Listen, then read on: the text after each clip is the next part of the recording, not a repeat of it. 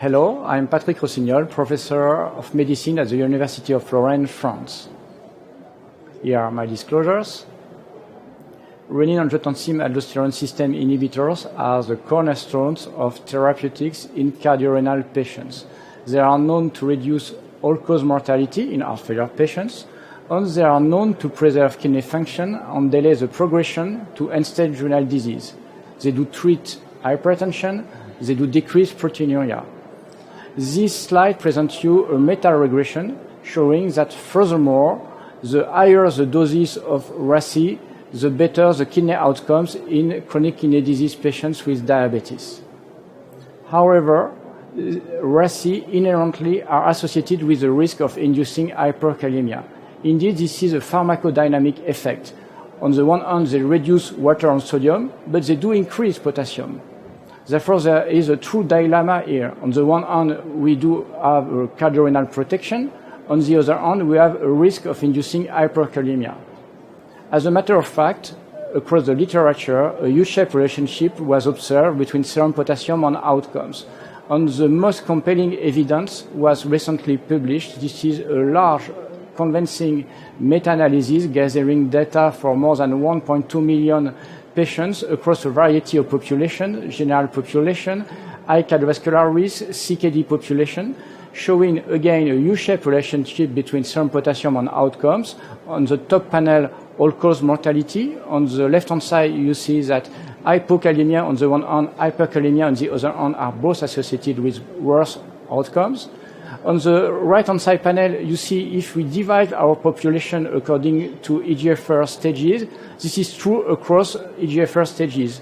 In other words, patients with an eGFR below 60 are certainly not protected from the hyperkalemia association with worse outcomes. On the bottom panel, the association with cardiovascular mortality and with end-stage renal disease occurrence. How hyperkalemia is getting managed in the routine setting? We did perform a survey in Europe, a European survey gathering data from 5 countries, France, Germany, Italy, Spain, and the UK, where we did ask 50 nephrologists, 50 cardiologists per country to retrieve data from their patients, from those patients who did experience at least 2 hyperkalemic episodes within a year. We did get data from more than 500 physicians. We did get data for almost 1,500 patients. Those data are presented in the next couple of slides. 66-year-old patients, 5.9 millimole per liter potassium during the first hyperkalemic episode. Most of the patients were CKD 3-4 patients, 40% with heart failure. This slide presents you now the patterns of RASI use at the first hyperkalemic episode in orange, at the second hyperkalemic episode in gray. On the left-hand side, for RASI overall, you see that at the first hyperkalemia occurrence, 60% only of the patients were treated with RASI, but this did decrease significantly during the second hyperkalemic episode, 51%. This was statistically significant, and this was confirmed across the spectrum of RASI use for S inhibitors, for ARBs, and for MRAs. What about healthcare resources utilizations? This was a really vulnerable population. Indeed, as you see in this slide, 21.1% of the patients got hospitalized within this period of time of 1 year. And on the right-hand side, you see that 37.1% of the patients got hospitalized due to hyperkalemia. Therefore, there was a true burden of hyperkalemia in this population. And we concluded from this survey that RASI discontinuation, online with the guidelines, was a prohibited approach to deal with recurrent hyperkalemia. There was a heavy burden of hyperkalemia, and that more effective hyperkalemia management strategies are eagerly warranted. Therefore, again, we have a dilemma, cardiorenal protection and hyperkalemia risk. And there may be a true window of opportunity to use new potassium binders here. And I will show you an example in the next couple of minutes. There is a specifically vulnerable population, a population with resistant hypertension and CKD, because these patients are more prone to experience dismal cardiovascular and renal outcomes.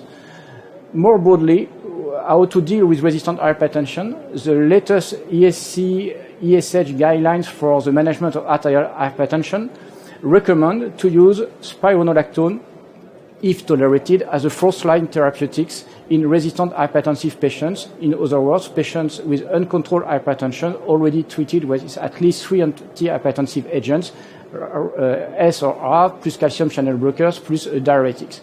So spironolactone first, if tolerated. These data mostly stems from the Pathway 2 trial, which provided compelling evidence that Spiro performs better compared to placebo, doxazosine, and bisoprolol, but only patients with an eGFR above 45 ml per minute were included in this trial. Therefore, as acknowledged by the authors themselves, there are no data on the safety profile of Spiro in patients with resistant hypertension on eGFR below 45, and accordingly, the guidelines state that Spiro should be used only in patients with an eGFR above 45 and with a serum potassium below 4.5 millimole per minute. We then ask ourselves how to deal with these patients with an eGFR below 45, prone to experience hyperkalemia. This was the aim of the AMBER trial. In other words, in patients with advanced CKD with resistant hypertension, we ask ourselves, does the new potassium binder patiomer enable, through prevention of hyperkalemia, a persistent use of spironolactone? This slide presents you the study design of the AMBER trial. We included patients with advanced CKD with an eGFR between 25 to 45 ml per minute, resistant hypertension as defined with a systolic AOBP automated office blood pressure measurement between 135 and 160 mercury millimeters, and a serum potassium between 4.3 to 5.1 millimole per liter. After a 4 weeks running period of time, patients were all treated with spironolactone, ideally uptitrated to 50 milligrams a day, and they were randomized to either patiomer or placebo. There was a 12-week double-blind period of treatment, and after 12 weeks, all study drugs were discontinued, and there was a safety period of 2 weeks. The primary endpoint of the AMBER trial was the between-group difference in the proportion of subjects remaining on Spiro at week 12. And obviously, there was a series of secondary outcomes, including blood pressure patterns. The primary results of the AMBER trial were recently presented during the National Kidney Foundation in the US meeting early May 2019 by Dr. Rajiv Agarwal, who was the principal investigator of the trial. This slide presents you the baseline features of randomized patients, on average 69-year-old patients, with a systolic AOBP 145 mercury millimeters, with 3.6 antihypertensive drugs on average, 49% with diabetics, 45% with a history of heart failure, on average average eGFR of 36 milliliters per minute. This slide presents us the primary endpoint results. As you see here, 86% of the patients on patiomer remained on Spiro at week 12, compared to 66% of the patients treated with placebo. This 20% difference was highly statistically significant, with a p-value of 0.0001. This slide presents us now the kinetics of time to discontinuation of spironolactone. These are Kaplan-Meier curves, and this is a very important one because, as you see here, discontinuation of Spiro began to happen after week 6. Many patients got actually discontinued after week 6, week 8, for instance, and this is important for the interpretation of blood pressure data especially. As far as the cumulative dose of spironolactone is considered, accordingly, patients treated with patiomer received 385 milligrams spironolactone more compared to those treated with placebo, highly statistical difference. And now, what about hyperkalemia occurrence? These are the Kaplan-Meier curve of time to serum potassium above or equal to 5.5 millimole per liter. And as we see here, 2/3 of the patients treated with placebo plus Spiro experienced a first hyperkalemic episode, while patiomer reduced this by half. What about blood pressure patterns? In both groups, actually, there was a strong blood pressure decrease of approximately 12 mercury millimeters. Both groups did not statistically differ, actually. Between group difference was not statistically different. And you see here on the left-hand side the kinetics of blood pressure over time, which was similar in both groups. After study drug discontinuation, the 2-week follow-up period of time, there was a rise of 5 mercury millimeters, which in our views clearly demonstrates a remnant effect of Spiro in this advanced CKD population, which is important for the interpretation of kinetics. Blood pressure kinetics. Indeed, you remember that many patients got discontinued after week 8.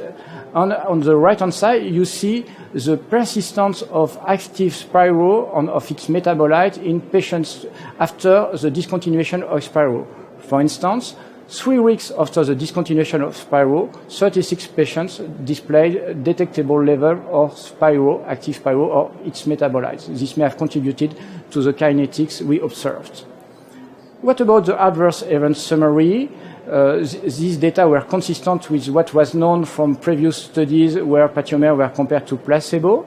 As we see here, as far as serious adverse events are considered, 3% under Spiro plus placebo versus 1% under Spiro plus patiomer. What about adverse events leading to study treatment discontinuation? 14% versus 7%, hyperkalemia 7% versus 1%. In conclusion, from the AMBER trial, we conclude that in advanced CKD patients with hypertension, patiomer enabled a more persistent use of spironolactone. Among patients treated with placebo, 2 out of 3 developed hyperkalemia. Patiomer reduced this risk by half. Patiomer use allowed more spironolactone use, 385 milligrams more over 12 weeks. And spironolactone, this was not known previously, spironolactone use was associated with 11 to 12 mercury millimeter reduction in systolic blood pressure. These are really novel data in an advanced CKD population with resistant hypertension. Changes in systolic blood pressure between groups were similar. Finally, patiomer safety profile was consistent with previous reports.